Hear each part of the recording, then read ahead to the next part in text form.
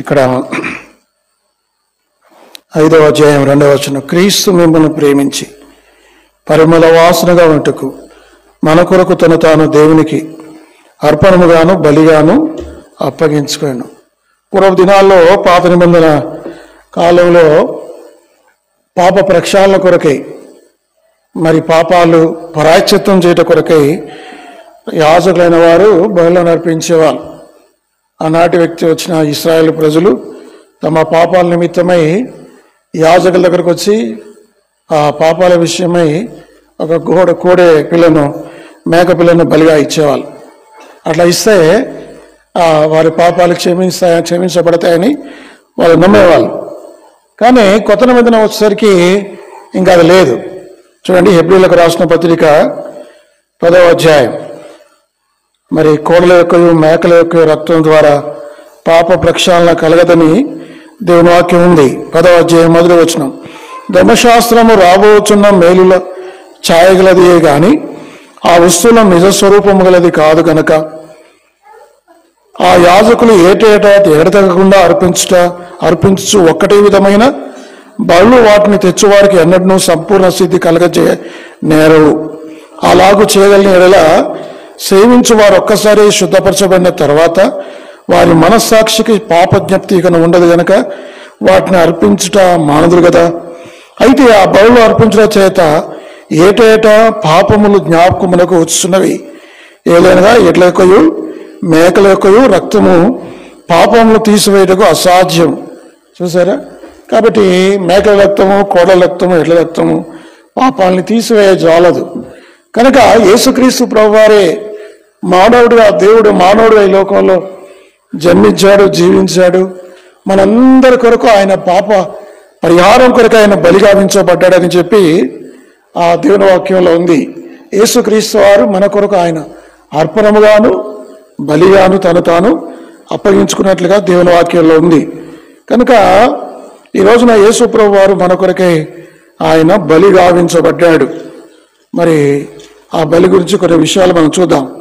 పాత నిబంధనలో 5 బలులు ఉన్నాయి. ప్రాముఖ్యంగా 5 బలులు. ఈ 5 బలులు యేసు ప్రభు వారి గురించి చెప్తున్నాయి. అందులో మొట్టమొదటి బలి ఏంటంటే చూడండి, లేవియాకాండం 1వ అధ్యాయం 9వ వచనం. లేవియాకాండం 1వ అధ్యాయం 9వ వచనం చదవండి. లేవియాకాండం 1వ అధ్యాయం 9వ వచనం.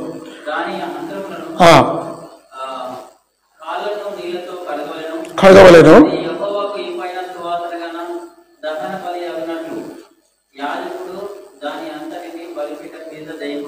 చూసారా? కాబట్టి దహన బలి అంటే ఏమిటంటే ఒక మేకపిల్ల కానీ కోడపిల్ల కానీ వచ్చినప్పుడు దాన్ని చంపి దాని కొరకు అది యెహోవాకు ఇంపైన సువాసన గల దహన బలి అగునట్లు యాజకుడు దాని అంతయు బలిపీఠం మీద దహింపవలను. అంటే పూర్తిగా దహించి వేయబడాలి. అంటే యేసుక్రీస్తు ప్రభువారు మన కొరకు ఏమీ దాచుకోకుండా తాను సంపూర్ణంగా పూర్తిగా దేవునికి అప్పచెప్పుకున్నాడు. బైబిల్లో ఉంది, ఆయన నేను మీ కొరకు ఏమీ దాచుకోలేదు. చూడండి ఆ మాటలు. యోహాను సువార్త 15వ అధ్యాయం. యోహాను సువార్త అంటే దేవుడు యేసు ప్రభువారు మన కొరకు ఏది దాచుకోలేదు, సంపూర్ణంగా పూర్తిగా ఆయన మన కొరకై మరి బలి గావించబడ్డాడని దేవుని వాక్యంలో ఉంది. యోహాను సువార్త 15వ అధ్యాయం 15వ వచనం, దాసుడు తన యజమానుడు చేయదాని ఎరగరు గనక ఇకను మిమ్మల్ని దాసులని పిలవక స్నేహితులను పిలుచును. ఎందుకనగా నేను నా తండ్రి వల్ల విన్న సంగతులన్నిటినీ మీకు తెలియజేసింది. పూర్తిగా తెలియజేశాడు. పూర్తిగా తాను తగ్గించుకున్నాడు. పూర్తిగా మన కొరకై దేవునికి సరెండర్ అయ్యాడు.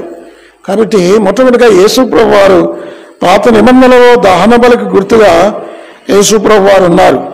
కాబట్టి ఆయనే దహన బలి. మొట్టమొదటిగా 5 బలులు ఉన్నాయి. అందులో మొట్టమొదటి బలి ఏంటంటే దహన బలి. ఈ దహన బలి మన ప్రభువైన యేసుక్రీస్తు వారిని చూపిస్తుంది. కాబట్టి పూర్వ దినాల్లో ఇస్సాకు ఆ యొక్క మొరియా పర్వతం వెళ్తున్నప్పుడు తండ్రిని అడుగుతారు, నా తండ్రి అంటే ఆయన అన్నాడు, ఏమి నా కుమారుడా, దహన బలికి కట్టెలు నెప్పులు ఉన్నవి కానీ గొర్రెపిల్ల ఏది అంటే గొర్రెపిల్ల ఏది? ఆ గొర్రెపిల్ల యేసు. ఇదిగో లోక పాపమును మోసుకొని దేవుని గొర్రెపిల్ల, ప్రభువైన యేసుక్రీస్తు వారే ఆయన గొర్రెపిల్ల. కాబట్టి దహన బలిగా నీ కొరకై నా కొరకై అర్పించుకున్నాడు. ఉదయకాలంలో మన కొరకై దహన బలిగా అర్పించుకున్న యేసు ప్రభు వారిని బట్టి దేవునికి వందనాలు చెల్లించాలి. తాను సంపూర్ణంగా దేవునికి లోబరుచుకున్నాడు.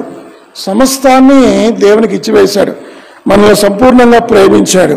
మొట్టమొదటిగా ఆయన అర్పించిన బలి ఏమిటంటే దహన బలి. ఉదయకాలం ఆరాధించాలి. ప్రభువా, నీవు నా కొరకు లోక పాపమును మోసుకునే దేవుని గొర్రెపిల్లగా దహన బలిగా నీవు అర్పించబడ్డావు. యేసు నీకు వందనాలు చెప్పి ఆయన్ను ఆరాధించాలి. ఇక రెండవది బలి ఏమిటంటే ధ్యాన బలి. ధ్యాన బలి అంటే నైవేద్య బలి అంటారు. చూడండి, లేవియాకాండం 2వ అధ్యాయం 11వ వచనం. లేవియాకాండం 2వ అధ్యాయం 11.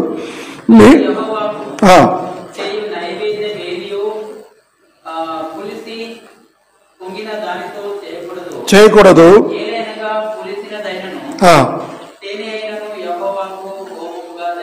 కాబట్టి నైవేద్య బలిలో ఏమిటంటే ఆ నైవేద్య అంటే ధాన్య బలి అంటారు. ఈ నైవేద్య బలిలో దాంట్లో ఏమాత్రం కల్మషం ఉండకూడదు. దాంట్లో ఏమీ కల్తీ ఉండకూడదు.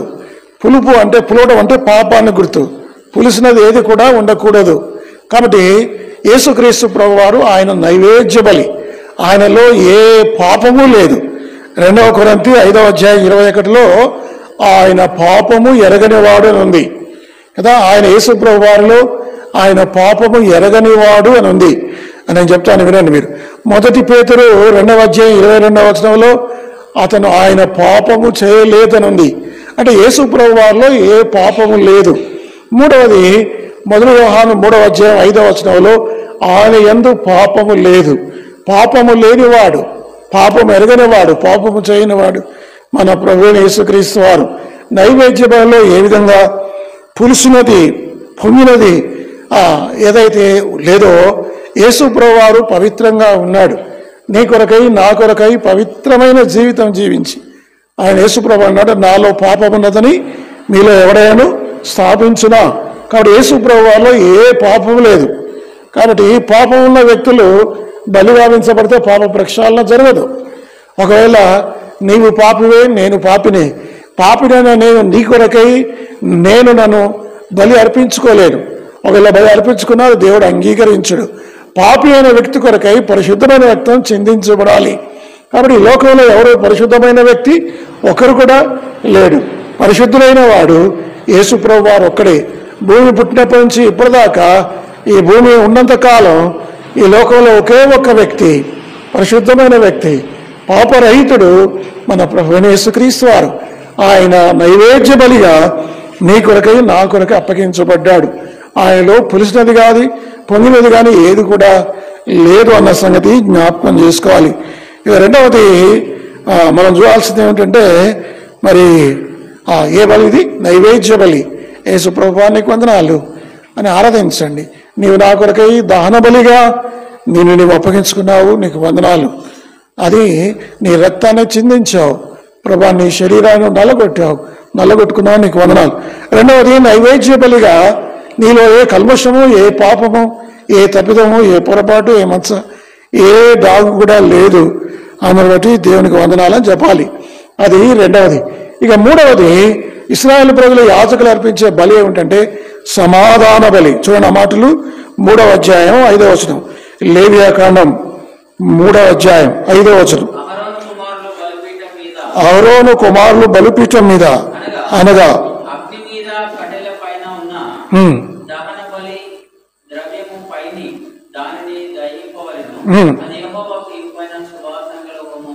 చూడండి 6వ వచనం కూడా యెహోవాకు సమాధాన బలిగా ఆవిడ అర్పించినది.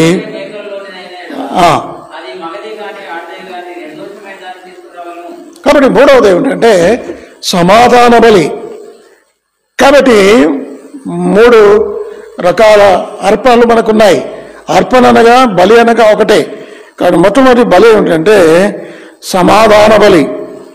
సమాధాన బలి అంటే అర్థం ఏమిటంటే దేవుడు సమాధానపరిచేవాడు. ఆయన మనకు సమాధానపరుస్తాడు. యేసు ప్రభువు వారు ఆయన మనకు సమాధానకర్త. యేసు ప్రభువు వారి గురించి రాబోయింది, ఆయన సమాధాన కారకుడు. కాబట్టి సమాధానం ఇస్తాడు, నెమ్మదినిస్తాడు. విశ్రాంతినిస్తాడు, పాపరహితుడు. కాబట్టి యేసు ప్రభు వారు ఆయన మనకు సమాధానపరుస్తాడు. ఈ సమాధానం మూడంతలుగా ఉంటుంది. మొట్టమొదటిగా యేసు ప్రభు వారి వల్ల మనకు మూడంతల సమాధానం. ఒకటి దేవునితో సమాధానం. ఎవరితో సమాధానం? దేవునితో సమాధానం. యేసు ప్రభు రాకపోతే, ఆయన నీ కొరకు నా కొరకు బలి గావించబడకపోతే దేవునితో నీకు నాకు సమాధానం లేదు. రోమిలకు రాసిన పత్రిక 5వ అధ్యాయం 1వ వచనం. రోమిలకు రాసిన పత్రిక 5వ అధ్యాయం 1వ వచనం. కాబట్టి తీర్చబడి మన ప్రభువైన యేసుక్రీస్తు ద్వారా దేవునితో సమాధానం కలిగి ఉన్నాము. యేసుక్రీస్తు ద్వారా మొట్టమొదటిగా మనకు దేవునితో సమాధానం వచ్చింది. అంటే మునుపు మనకు దేవునికి ఏ సంబంధం లేదు కదా. ఎఫెసీ 2వ అధ్యాయం 14వ వచనం. ఎఫెసీ 2:14. ఆయన మన సమాధానమై ఉండి మీకును మాకును ఉండిన ద్వేషమును అనగా విధిరూపకమైన ఆజ్ఞలు గల ధర్మశాస్త్రమును తన శరీరమందు కొట్టివేట చేత మధ్యపు గోడను పడగొట్టి మన ఉభయులను ఏకం చేశాను. ఉభయులు అంటే ఒకరేమో యూదులు, మరొకరు అన్యులు. వీరిద్దరి మధ్య ద్వేషం ఉంది. అటు యేసుక్రీస్తు ప్రభువారట మరి ఆయన మనకు సమాధానం అయ్యండి ఇద్దరిని ఏకం చేశాడు. కాబట్టి సమాధాన పరిచాడు.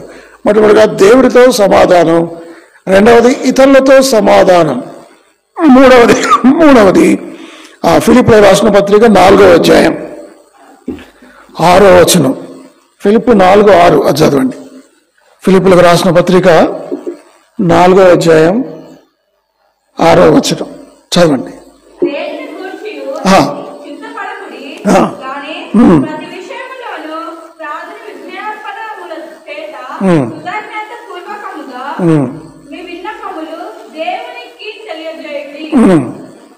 చదవండి.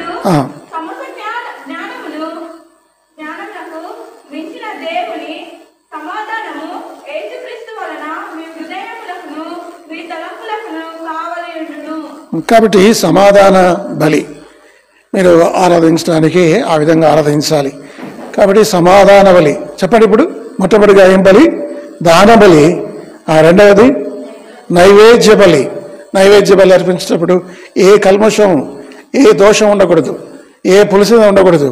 పవిత్రంగా పరిశుద్ధంగా మనం బలి అర్పించటం. కాబట్టి రెండవది నైవేద్య బలిని యేసుప్రభు వారు ఆయన నైవేద్య బలిగా తాను అప్పగించుకున్నాడు ఉదయకాలంలో. మరి నైవేద్య బలిగా. మూడవది బలి సమాధాన బలి. సమాధానం లేదు మనకు, దేవునికి సమాధానం లేదు. యేసుక్రీస్తు ద్వారా దేవునికి మనం ఆయన సమాధానకర్త. మహాగణుడు కాదు ఆశ్చర్యకరుడు, ఆలోచనకర్త, బలవంతుడైన దేవుడు, నీకు సమాధాన అధిపతి. యేసు ప్రభు వారు సమాధాన అధిపతి, సమాధాన కారకుడు. యేసు ప్రభు వారు నిన్ను నన్ను సమాధానపరిచాడు, దేవునితో సమాధానపరిచాడు, ఇతరులతో సమాధానపరిచాడు. మీకు ఎవరికైనా ఇతరులతో సమాధానం లేకుండా ఉన్నారా? యేసు ప్రభువును ప్రార్థన చేయండి. ఆయన సమాధాన బలిగా అప్పగించుకున్నాడు. ఉదయకాలంలో మనం దేవుణ్ణి ఆరాధించాలి. అది మూడవది. ఇక నాలుగవది ఏమంటే పాప పరిహారార్థ బలి. 4వ అధ్యాయం 27వ వచనం చదివిన మాటలు. లేవ్యాకాండం 4:7-21 దొరికిందా? లేవ్యాకాండం 4వ అధ్యాయం. లేవ్యాకాండం పెట్టుకోండి, మీరు మూసేయకండి. 4వ అధ్యాయం 27-21 27వ వచనం. మీ దేశస్థుల్లో ఎవడైనా పొరపాటున పాపము చేసి చేయరాని పనుల విషయంలో యెహోవా ఆజ్ఞలో దేనినైనా మీరు అపరాధి అయిన ఎడల, తాను చేసినది పాపమని ఒకవేళ తనకు తెలియబడిన ఎడల, తాను చేసిన పాపం విషయమై నిర్దోషమైన ఆడు మేకపిల్లలను అర్పణంగా తీసుకుని వచ్చి పాప పరిహార్థ బలి పశువు యొక్క తల మీద తన చెయ్యి ఉంచి దహనబలి పశువులను వధించు స్థలము దాన్ని వధింపవలెను. యాజకుడు దాని రక్తములో కొంచెం వేలుతో తీసి దహనబలి పీఠము కొమ్ముల మీద చమిరి దాని రక్త శేషమును ఆ పీఠం అడుగున పోయవలెను. కాబట్టి ఈ పాప పరిహార్థ బలిలో ఏంటంటే, పాపం చేసిన వాళ్ళకి ఏం చేస్తారు? ఇక్కడ ఒక కోడతోడ మీద చేయబెడతారు, పెట్టి దాన్ని చంపుతారు. చంపిన తర్వాత ఏం చేస్తారంటే, మీరు లేవ్యాకాండం 10వ అధ్యాయంలో ఇక్కడ చూస్తారు, అక్కడ 2 మేకపిల్లలు ఉంటాయి. ఈ 2 మేకపిల్లలు కానీ గొర్రె పిల్లలు కానీ కోడదొడ్డలు కానీ వాటిని తీసుకొని వస్తారు. అందులో ఏం చేస్తారంటే ఒక గొర్రె పిల్లని చంపుతారు.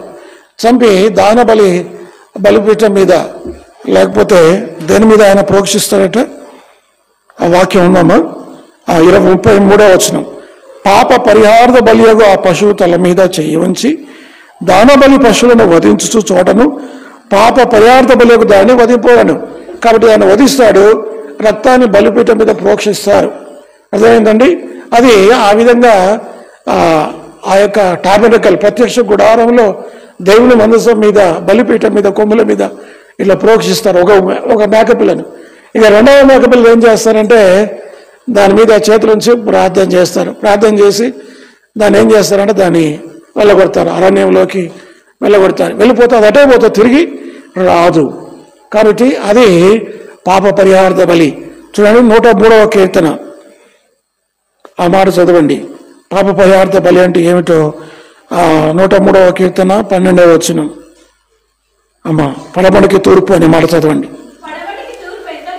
పడమడికి తూర్పు ఎంత దూరమో ఉన్నాడు చూసి జాలిపడినట్లు. కాబట్టి ఇక పడమడికి తూర్పుకి ఎంత ఎట్లా కలవదో మనం మన పాపాలు అంత దూరపరిచాడు.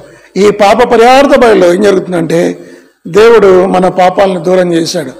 ఆయన సముద్ర పడుగులో మన పాపాలను వేశాడు, వీపు వెనక వేసుకున్నాడు. ఆయన చిత్తానుసారంగా ఆయన మన పాపాలను తుడిచివేశాడు. కాబట్టి పాప పరిహార్థ బలి 4వ బలి ఏమిటి చెప్పండి? యేసు ప్రభువారు మన పాపాలను పరిహారం చేశాడు. ఆయన నీ కొరకై నా కొరకై రక్తాన్ని చిందించాడు. తల మీద ముళ్ళ కిరీటం, కాలులో మేకులు, చేతిలో మేకులు, పక్కలో బల్లెపోటు, వీపు వెనక గోడ దెబ్బలు.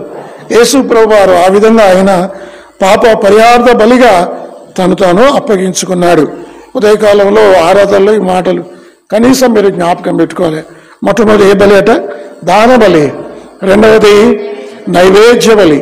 3వది సమాధాన బలి. ఇక 4వది చాలా ప్రాముఖ్యమైనది ఏమిటంటే పాప పరిహార్థ బలి. హెబ్రీయులకు రాసిన పత్రిక 13వ అధ్యాయం 11, 12 వచనాలు.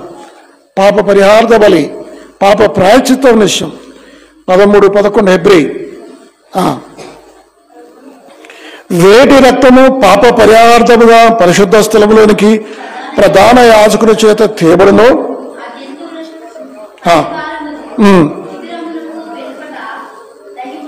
కాబట్టి యేసు ప్రభువారు ఆయన మన దహన బలిగా ఉన్నాడు. ఆయన బలిపీఠము. యేసు ప్రభువారు మన అర్పణమే కాదు, ఆయన బలిపీఠం కూడా కదా. 10వ వచనం చూడండి, 13వ అధ్యాయం 10వ వచనం.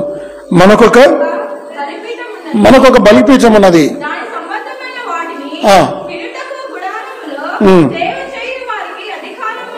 కాబట్టి మనకు బలిపీఠం అంటే ఈ బలిపీఠం ఎవరో కాదు, వినండి ఇక్కడ, ఈ బలిపీఠం ఎవరో కాదు, మన ప్రభు అయిన యేసుక్రీస్తు వారు. యేసుక్రీస్తు ప్రభు వారే మన బలిపీఠం. అంటే ఒక వ్యక్తి బలి అర్పించాలంటే ఏముండాలి? బలి అర్పించాలంటే ఏముండాలి? బలిపీఠం ఉండాలి. బలిపీఠం లేకుండా, ఒక పీఠం లేకుండా, ఇప్పుడు మేకలు కోస్తారు. మేకలు కోయాలంటే వధించాలని ఏం చేయాలి? ఒక చెక్క ఉండాలి కదా, ముద్ద ఉండాలి. అలాగే బలి అర్పించాలంటే బలిపీఠం. ఈ బలిపీఠం ద్వారా, ఈ బలిపీఠం ఎవరో కాదు, మన ప్రభు అయిన యేసుక్రీస్తు వారే. బలి ఆయనే, బలిపీఠం కూడా ఆయనే. కాబట్టి యేసు ప్రభు వారు బలిపీఠం. ఆ బలిపీఠం అనగా బైబిల్లో ఉంది, యోహాను సువార్త 14వ అధ్యాయం 6వ వచనంలో ఏముంది అక్కడ? నేనే మార్గమును సత్యమును జీవను తప్ప నా ద్వారా తప్ప ఎవడు తండ్రి వద్దకు వాడు. దేవునికి మనం బలి అర్పించాలంటే యేసుక్రీస్తు ద్వారా దేవుడు మళ్ళీ అంగీకరిస్తాడు. కాబట్టి ఆయన అర్పించుకున్నాడు. కాబట్టి ఇప్పుడు ఎన్ని బలులు చూసుకున్నాం మనం? ఒకటి దాన బలి, 2వది నైవేద్య బలి. కాబట్టి దహన బలి యేసుప్రభు వారి, నైవేద్య బలి యేసుప్రభు వారి. 3వది సమాధాన బలి, మళ్ళీ సమాధానపరిచాడు బలి అప్పగించడం ద్వారా. ఆ తర్వాత చెప్పండి, వినండి ఇటు తిరిగి సరిగ్గా కూర్చోడయా. తర్వాత పాప పరిహార్థ బలి. చివరిది ఏమిటంటే అపరాధ పరిహార్థ బలి. చూడండి, అపరాధ పరిహార్థ బలి ఎక్కడుందో నేను మీకు చూపిస్తాను. లేవియాకాండం 6వ అధ్యాయం 5వ వచనం. లేవియాకాండం 6వ అధ్యాయం 5వ వచనం చదవండి. చదవండమ్మా.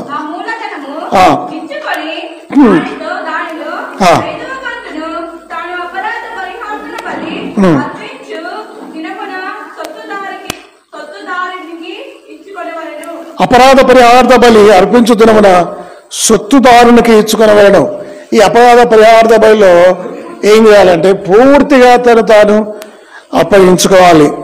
6వ అధ్యాయం 5వ వచనం, ఆ మూలధనమును ఇచ్చుకోవడం అంటే ఇప్పుడు చదవండి. ఎఫెసీ 1వ అధ్యాయం 7వ వచనం చదవమ్మా. ఎఫెసీలకు రాసిన పత్రిక అంటే సంపూర్ణంగా ఏ విధంగా అప్పగించుకోవాలి అంటే వెల చెల్లించుకోవాలి, విమోచన క్రయధనంగా. కాబట్టి యేసు ప్రభువారు నీ కొరకు నా కొరకు విమోచన క్రయధనం చెల్లించాడు. అంటే విమోచనం అంటే మన కొరకై ఆయన వెల పెట్టాడు, తన రక్తాన్ని చిందించాడు. మీరు 1 పేతురు 1:18వ వచనంలో వెండి బంగారం వంటి క్షయమైన వస్తువుల చేత మీరు విమోచించబడలేదు, కానీ అమూల్యమైన రక్తమును అనగా నిర్దోషం నిష్కలంకమైన గొర్రెపిల్ల వంటి రక్తము చేత మీరు విమోచించబడుతుంది. దేవుడు మనలో వెలబెట్టాడు. మీరు మీ సొత్తు గారు విలువ పెట్టి కొనబడిన వారు. అంటే యేసు ప్రభువారు నిన్ను నన్ను క్షమించడం కొరకై, నిన్ను నన్ను రక్షించడం కొరకై, నీకు నాకు మారు మనసు కలిగి పరలోకం తీసుకోవడానికై తన ప్రాణమును బలిగా ఇచ్చాడు. తన రక్తాన్ని, పరిశుద్ధమైన రక్తాన్ని ధారపోశాడు. అపాత పరిహార్థ బలి ఏమిటంటే ఆయన నీ కొరకై నా కొరకై వెల చెల్లించాడు, విమోచన క్రయధనంగా. కాబట్టి 5 విషయాలు మనం చూడాలి. చూడండి ఆ మాటలు. లేవియాకాండం 5వ అధ్యాయం, లేవియాకాండం 5వ అధ్యాయం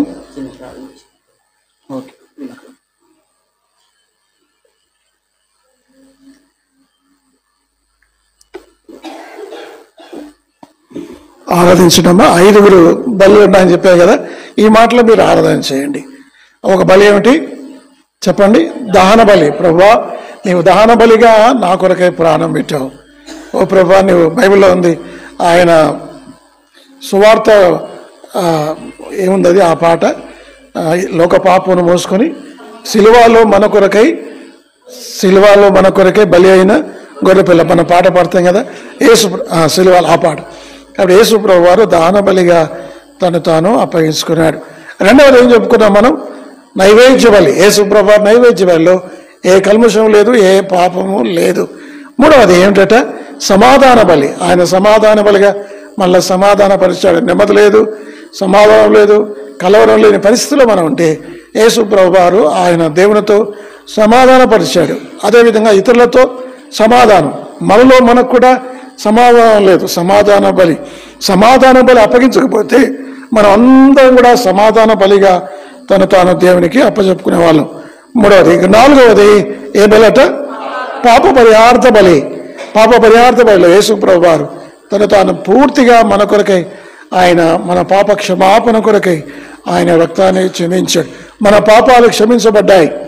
మనకు మరి పశ్చాత్తాపం కలిగిందంటే యేసు ప్రభు వారు వెల చెల్లించాడు. ఆయన వెల చెల్లించడం ద్వారా మన పాపాలు క్షమించబడ్డాయి. యేసు ప్రభు వారు ఈ లోకానికి రాకపోతే, మన కోసం పాపం పెట్టకపోతే, చాలామంది కోడెలు మేకల రక్తాలు చిందిస్తారు పాపాలు పోవాలని. అవి ఏమి కూడా పాపాలను తీసివేయ జాలం. పరిశుద్ధమైన రక్తం, యేసు రక్తం మాత్రమే మన పాపాలని తీసివేస్తుంది. ప్రభువా నీవు నా కొరకై పాప పరిహార్థ బలిగా అప్పగించుకున్నందుకై నీకు వందనాలని చెప్పాలి. ఇక చివరిది 5వది ఏ బలి? అపరాధ పరిహార్థ బలి. ఏం చేయాలంటే మూలధనం, అంటే వెల చెల్లించాలి. యేసు ప్రభు వారు వెల చెల్లించాడు. ఆయన తన ప్రాణాన్ని ధారపోసాడు, తన రక్తాన్ని చిందించాడు. రక్తము చిందించకుండా పాప క్షమాపణ లేదు. కనుక యేసు ప్రభు వారు నీ కొరకై, పరిశుద్ధమైన వాడు, పాపము లేనివాడు, పాపులమైన మన కొరకై తాను వెచ్చించుకున్నాడు. ఆ ప్రియుని యందు తాను ఉచితముగా, ఎఫెసీ 1:7 చదువుతారా? ఎఫెసీ 1వ అధ్యాయం 7వ వచనం, దేవుని కృపా మైరేశ్వరుని బట్టి ఆ ప్రియుని యందు ఆయన రక్తం వలన మనకు విమోచనము అనగా. కాబట్టి విమోచన క్రయధనంగా విమోచనం చెల్లించాడు, విమోచనం పెట్టాడు, క్రయం చెల్లించాడు.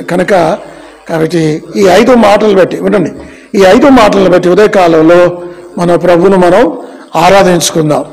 మరి ఈ సమయంలో దేవుడి వాక్యమును దీవించునుగాక. కొంతమంది వచ్చారు.